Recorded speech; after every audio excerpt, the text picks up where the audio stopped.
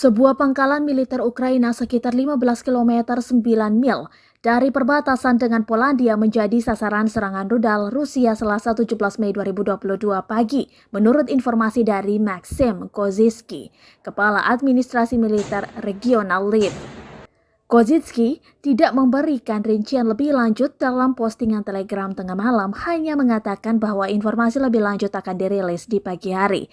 Serangkaian ledakan terdengar di Lviv Tengah sekitar pukul 12:45 waktu setempat, tak lama setelah sirine serangan udara terdengar di kota. Serangan anggota tim CNN di kota itu melihat pertahanan udara menyala ke barat laut ke arah fasilitas militer Yavoriv sekitar 40 km jauhnya.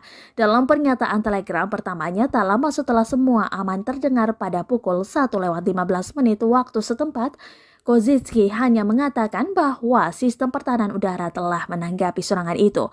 Wali kota Lviv, Andriy Sadovyi, dalam sebuah postingan di halaman Facebooknya mengatakan dia tidak dapat mengkonfirmasi informasi apapun tentang kemungkinan serangan rudal di Lviv itu sendiri.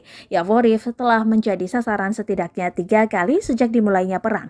Dalam serangan pertama pada 13 Maret, lebih dari 30 orang tewas.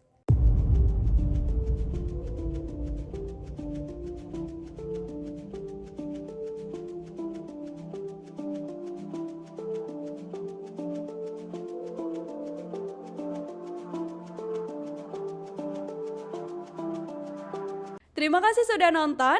Jangan lupa like, subscribe, dan share ya.